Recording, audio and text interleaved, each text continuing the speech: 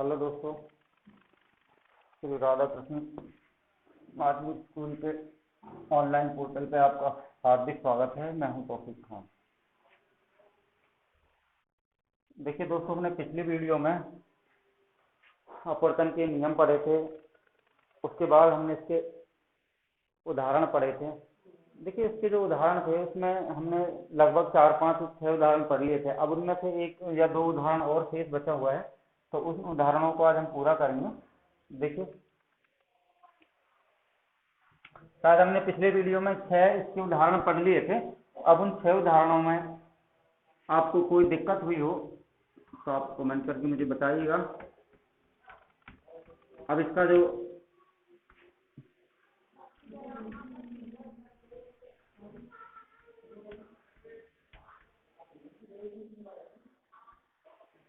अंतिम उदाहरण है, और भी इसके बहुत सारे उदाहरण हो सकते हैं, लेकिन जो हमारे सिलेबस में हमें केवल उनको पढ़ना है। देखिए, इसमें लिखा हुआ है अग्रिम सूर्योदय और विलंबित सूर्यास्त। तो अग्रिम सूर्योदय का क्या मतलब है? देखिए, अग्रिम सूर्योदय का मतलब है सूर्य उदय होने से ठीक पहले, ठीक कुछ समय पहले। और विलंबित सूर्यास्त का मतलब है सूर्य के अस्त होने के कुछ समय बाद तक। तो अगर मैं उस प्रश्न को 2 तरह लिख दूं, जैसे देखिए लिख रहा है अग्रिम, इसका मेरे हिसाब से 7वां उदाहरण है, पिछली वीडियो आप देख सकते हो। कह रहा है अग्रिम सूर्योदय एवं विलंबित सूर्यास्त। देखिए, ये आपको याद रखना है, ये क्या याद रखना है आपको? अगर मैं इसको अग्रिम सूर्योदय का मतलब होता है सूर्योदय में से कुछ समय पहले, यानी इसको मैं पेपर में इस तरह ना दे करके क्या दे दे, ऐसे दे दे कि सूर्योदय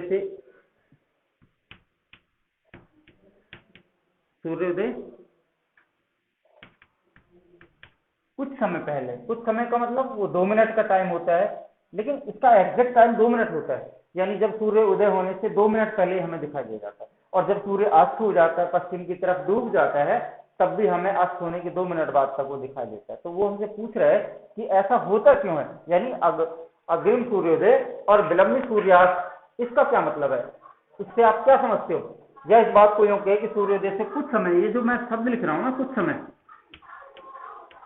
कुछ समय पहले और सूर्यास्त के कुछ समय बाद तक।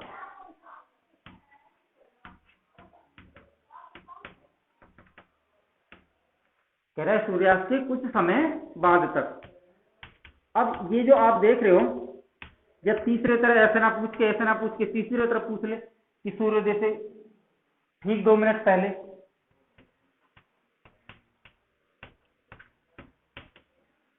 ठीक 2 मिनट पहले तथा सूर्यास्त के ठीक 2 मिनट बाद तक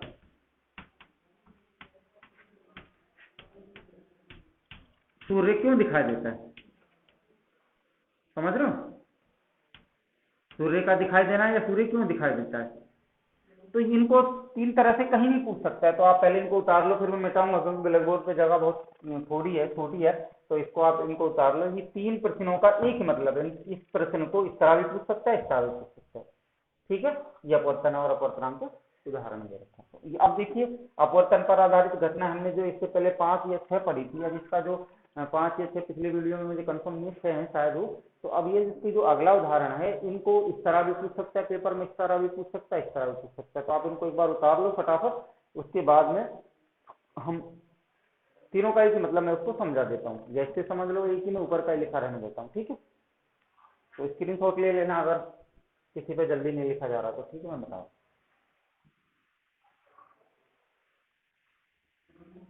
अब ये समझने की बात है कि ये अग्रिम सूर्योदय और विलंबित सूर्यास्त क्या है, या सूर्य से कुछ समय पहले सूर्य क्यों। अब एक और था कि सूर्य उदय होने से पहले सूर्योदय के समय और सूर्यास्त के समय सूर्य लाल रंग का क्यों दिखाई देता है, वो भी इसी का उदाहरण है।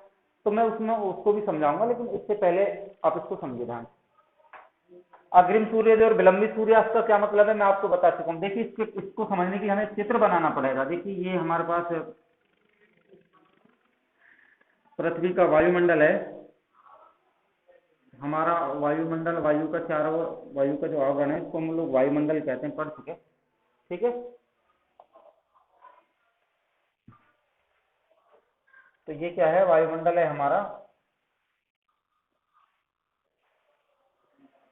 ये समझने वाली बात इसमें ये है कि ये एक क्षैतिज है पृथ्वी को, ये हमारा वायुमंडल, इसके अंदर ये हमारी पृथ्वी है, जिसको पृथ्वी अन्वेषण आप कह सकते हो, ठीक है। यानी निरीक्षक यहाँ खड़ा होता है, इसको आप पृथ्वी अन्वेषण भी कह सकते हो, केवल पृथ्वी कह लो, कोई दिक्कत नहीं है, ठीक है। अन्वेषण ये क्या है, ये वायुमंडल है। ये देखिए, ये अब ये इसके सामने जो हमारा वायुमंडल है, वायुमंडल पर एक क्षितिज, एक जो रेखा है, लाइन है, ये क्षितिज ही हमें इस बात का निर्धारण करती है कि हम पृथ्वी पर कहाँ रहते हैं, क्योंकि उन्होंने पढ़ा है कि पृथ्वी जो है ना परिक्रमण काल से घूमती रहती है, 24 घंटे पर ना एक चक्कर पूरी है। इस रेखा को मैं क्षितिज कह रहा हूँ, क्षितिज कह लो, ठीक है। ये क्या है, क्षितिज, मैं यहाँ लिख रहा हूँ, ठीक है, क्षितिज। अब जब सूर्य उदय नहीं होगा, कह रहा सूर्योदय, अग्रिम सूर्योदय, अग्रिम का मतलब सूर्योदय होने से ठीक पहले, जब सूर्य उदय नहीं होगा तो कहाँ होगा, यहाँ होगा, यानी ये सूर्य की आभासी स्थिति होगी। मैं यहाँ सूर्य की आभासी स्थिति आपको बना देता हूँ, ये सूर्य है, ठीक है। ये सूर्य की कौन सी स्थिति है, सूर्य की आभासी स्थिति, जिसको आप काल्पनिक भी कह सकते हो, ठीक है। लेकिन हमें दिखाई कहाँ देता है, इस क्षितिज से ऊपर दिखाई देता है, तभी तो हमें यहाँ से दिखाई देगा। ये तो यहाँ तो हम लोग तो यहाँ हैं, पृथ्वी अन्वेषण है, यहाँ वायुमंडल है, वायुमंडल में रहते हैं हम लोग, ठीक है। तो हम तो यहाँ रहते हैं, इससे तो डूबा हुआ है, क्षितिज से तो नीचे है, इसका मतलब ये उदय ही नहीं हुआ है। जब हम यहाँ होंगे तभी तो हमें यहाँ दिखाई देगा वो। मैं चित्र को एक बार पूरा बना लेता हूँ, फिर आपको अच्छे से समझ में आएगा। देखिए, ये सूर्य की वास्तविक स्थिति थी, सूर्य नीचे तो हो रहा है, यही तो है उदय में सूर्य की वास्तविक स्थिति, ठीक है। ये सूर्य की आभासी स्थिति है, मतलब सूर्य वास्तव में यहाँ होता है, लेकिन हमें दिखाई यहाँ देता है, क्षितिज से ऊपर दिखाई देता है। मैं थोड़ा सा और चित्र को इसके पास बना लेता हूँ और छोटा बना लेता हूँ, क्योंकि जगह की कमी है इसमें। ये क्या है, सूर्य की आभासी स्थिति, यहाँ लिख देना आप, सूर्य की आभासी स्थिति। आभासी का मतलब हमें आभास होता है, प्रतीत होता है।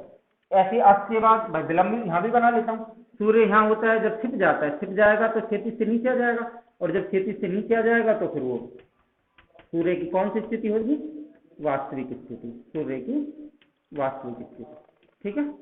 ये इससे ऊपर, लेकिन हमें यहाँ दिखाई देता है सूर्य, अस्त होने के बाद भी 2 मिनट तक दिखाई देता है, जिसको मैंने पहले आपको मैं बता चुका हूँ। तो ये देखिए, आप देख रहे हो, ये सूर्य की कौन सी स्थिति है, सूर्य की आभासी स्थिति। या इस बात को आप ऐसे याद नहीं रहे तो आपको लगना क्षितिज से जो नीचे नीचे है वो तो सूर्य की वास्तविक स्थिति होगी, क्योंकि उदय होने से पहले भी इससे नीचे होता है, जब अस्त हो जाता है, छिप जाता है, तब भी इसके नीचे। लेकिन हमें अस्त होने के बाद 2 मिनट बाद तक ये दिखाई देता है, और उदय होने से 2 मिनट पहले तक ये हमें यहाँ दिखाई देता है। तो देखिए, इसको समझते हैं। अग्रिम सूर्योदय और विलंबित सूर्यास्त का मतलब क्या है, आपको समझना है कि सूर्य उदय होने से कुछ समय पहले, जो लगभग 2 मिनट का टाइम है, उस बात को मैंने आपको 3 बिंदुओं में, 3 चरणों में बताया भी है कि अग्रिम सूर्योदय का मतलब है सूर्य उदय से ठीक समय पहले सूर्य हमें क्यों दिखाई दे जाता है, और सूर्य जब अस्त हो जाता है, छिप जाता है, उसके 2 मिनट बाद तक, यानी विलंबित सूर्यास्त का मतलब क्या है, सूर्य जब अस्त हो चुका होता है तब भी हमें लगभग 2 मिनट पहले तक, 2 मिनट बाद तक दिखाई दे जाता है। यानी अस्त होने से तो 2 मिनट पहले दिखाई दे जाता है, और अस्त होने के बाद 2 मिनट तक दिखाई देता है। इसका मतलब यह है, ये कैसे दिखाई देता है, क्या कहना है, आज आप देखते हैं हम। तो देखिए,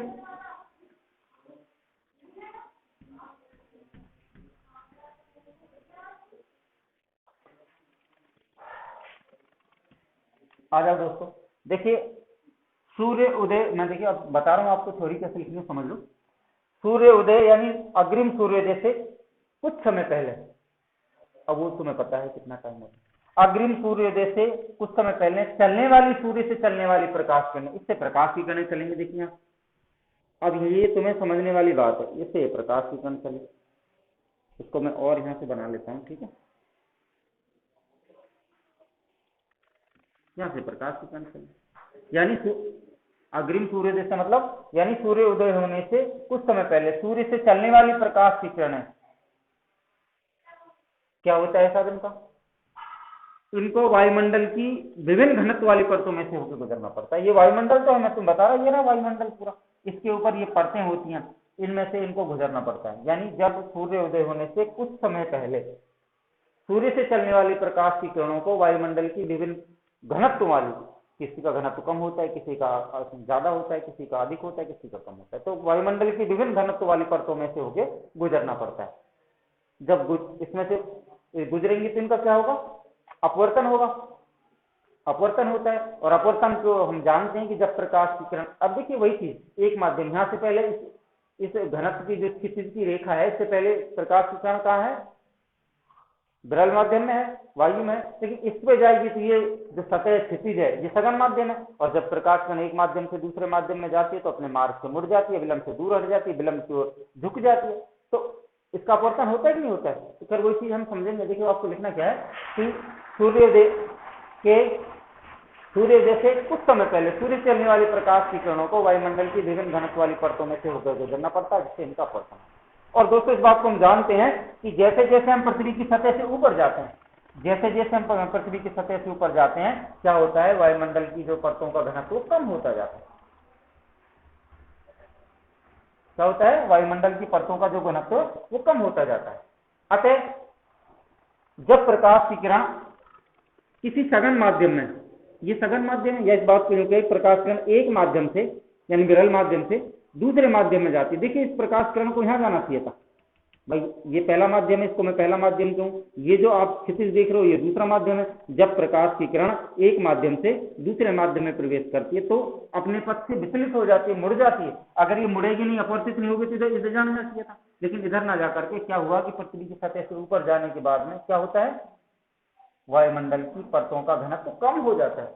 कम हो जाएगा तो फिर क्या होगा, ये प्रकाश की किरण, अब देखिए ये जब एक माध्यम से, जिसको हम विरल माध्यम कह रहे हैं, फिर सघन माध्यम, जो सतह पृष्ठ देख रहे हो, सतह देख रहे हो, जिसको हम क्षितिज कह रहे हैं, इसमें प्रवेश करती है, तो इससे टकराने के पश्चात ये क्या होती है, अविलंब से नीचे की ओर झुक जाती है, अविलंब से नीचे की ओर झुक जाती है।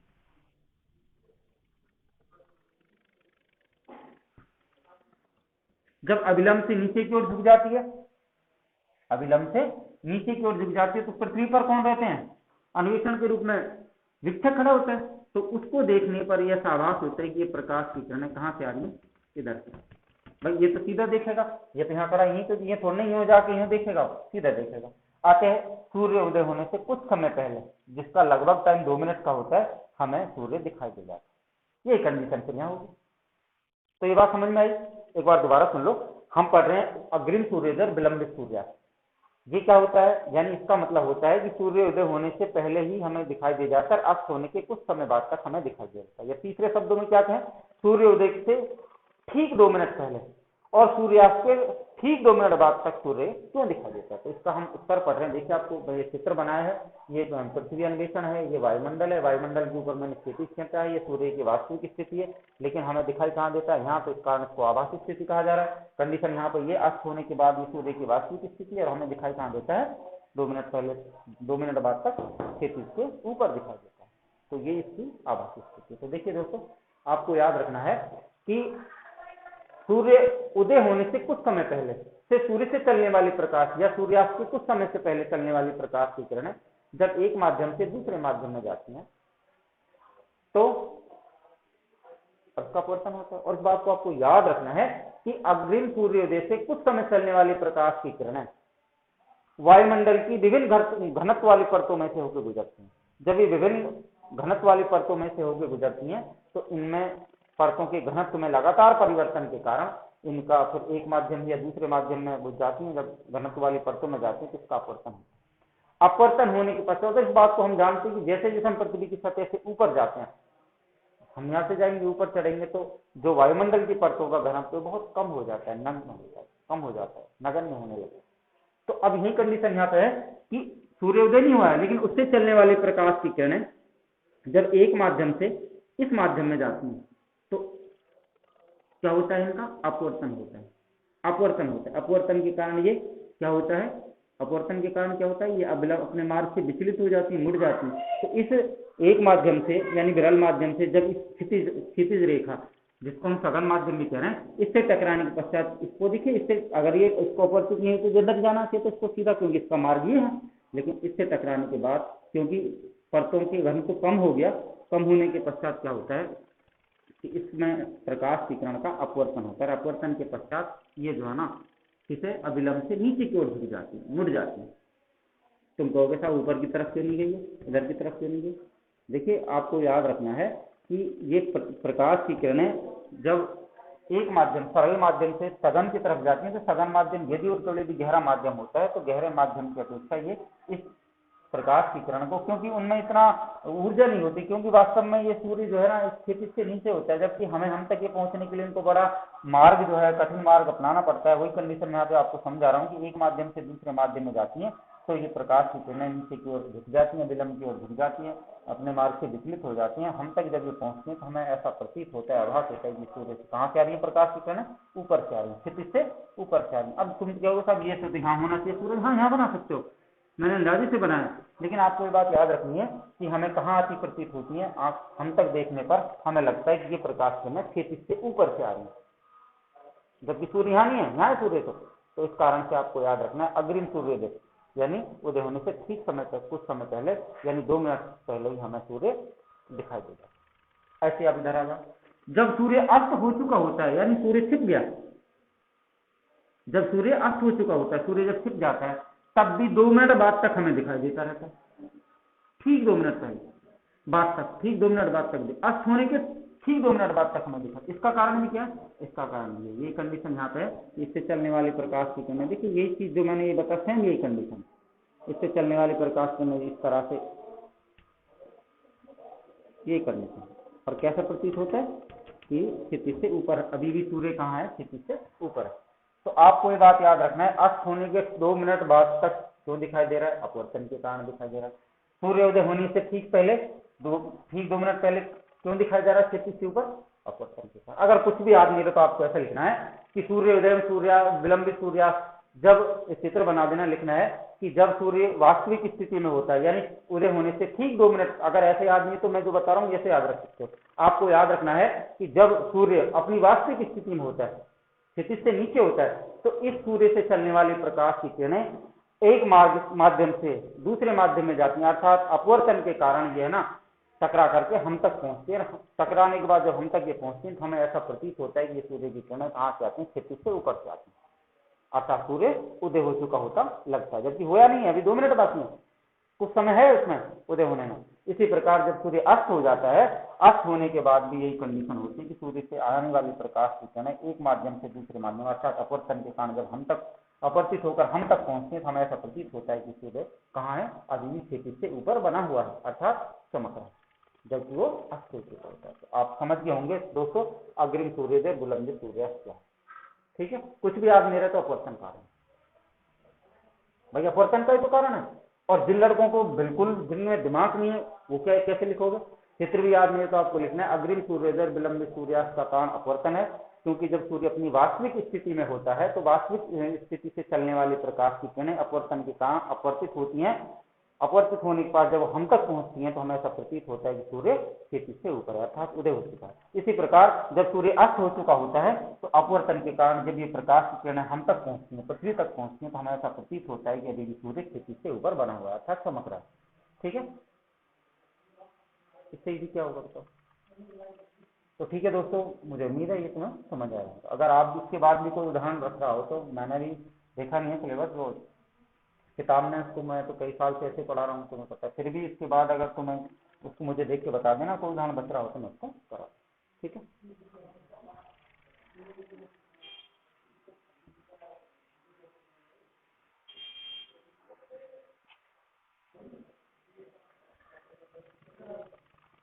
लें अगला बिंदु है दोस्तों लेंस। ये बहुत इंपॉर्टेंट बिंदु है, इसको आपको ध्यान से समझना, क्योंकि लेंस, उसके प्रकार, उस पर आधारित कुछ परिभाषाएं, जैसे हमने दर्पण पढ़ा है ना, ऐसे ही लेंस, ऐसी इसकी परिभाषा, इसके प्रकार, जैसे दर्पण का बारे में पढ़ा, दर्पण के प्रकार पढ़े, दर्पण से संबंधित कुछ परिभाषाएं पढ़ी, दर्पण पर से प्रतिबिंबों का बनना पड़ा, दोनों से उत्तल अवतल से, यही कंडीशन यहाँ पर लेंस, लेंस की परिभाषा, इसके प्रकार, इस पर आधारित कुछ परिभाषाएं, और दूसरा क्या है, लेंस से प्रतिबिंबों का बनना, जिनमें उत्तल लेंस है। तो ये जो दर्पण पढ़ा है, लेंस पढ़ा है, ये दोनों है तो अलग अलग, लेकिन जो चीजें कॉमन हमने उससे पढ़ी है दर्पण से, यही हम लेंस से पढ़ाएंगे। ठीक है, तो देखिए अब इसको ध्यान से समझना, क्योंकि लेंस और दर्पण में भिन्नता यह है कि अक्सर वो लेंस से ज्यादा पूछता है, किसकी अपेक्षा, दर्पण की अपेक्षा। तो देखिए इसके बारे में, लेंस क्या है, उसकी परिभाषा, दो परिभाषा जो से अच्छी लगे वो याद, दो पृष्ठों से, दो पृष्ठ क्या होते हैं, एक पृष्ठ चाहिए, एक पृष्ठ, और भी कुछ होता है, एक पृष्ठ, ये एक पृष्ठ, दो पृष्ठों से घिरा हुआ अपवर्तक माध्यम लेंस कहलाता है। तुमने ग्लास जिसको हम आंखों में पहनते हैं, चश्मा जो रहता है, उसमें भी तो दो होते हैं,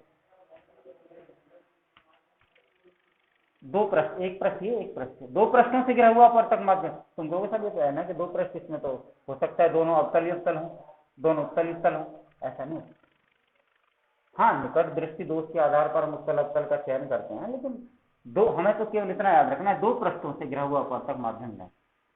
ऐसे आदमी तो क्या है, दो पृष्ठों से किसी लेंस क्या है, दो पृष्ठों से घिरा हुआ अपवर्तक माध्यम लेंस कहलाता है। कब, यदि इसका या तो एक पृष्ठ गोली हो, गोली दर्पण की तरह, या उसके दोनों पृष्ठ गोली, इसको भी आप लेंस। लेकिन गोलीय दर्पण में गोला वोला ये हमने दर्पण में पढ़ा था, वो फिर ना तो दर्पण का याद रहेगा ना लेंस का, तो हमें विशेषकर कौन सी परिभाषा याद रखनी है, दो पृष्ठ, एक पृष्ठ तो यहाँ से यहाँ तक ये है, मैंने कट मार रखा, एक पृष्ठ, यानी दोनों पृष्ठों से जब कोई चीज घिर जाती है, रुक जाती है, जुड़ जाती है, तो ऐसी संरचना लेंस। तो आपको याद रखना है, दो पृष्ठों से घिरा हुआ अपवर्तक माध्यम लेंस का, बस इतना याद रखना। अब चित्र वित्र तो उसके प्रकार हैं, ये दोनों मैंने इसलिए बनाए कि तुम्हें समझ आया दो पृष्ठों से कैसे घिरा होता है, उसको बताने के लिए मैंने यह जो है तुम्हें ये बताई है, चित्र बना, बाकी ये दोनों उसके प्रकार। ठीक है, तो अगर दूसरी परिभाषा क्या, दो पृष्ठ, इसका दोनों पृष्ठ, या तो उसका एक पृष्ठ गोली हो या दोनों पृष्ठ, उसको भी लेंस कर सकते हैं, लेकिन कुछ मजा नहीं आया क्योंकि हमने दर्पण में भी नहीं पढ़ा था। तो आपको याद रखना है, दो पृष्ठों से घिरा हुआ अपवर्तक माध्यम लेंस कहलाता है, इतना आपको याद रखना। कल पढ़ेंगे दोस्तों, ये थोड़ा टाइम शॉर्ट है और भी गुरुजी बैठे हैं। ठीक है, नेक्स्ट वीडियो में बाय।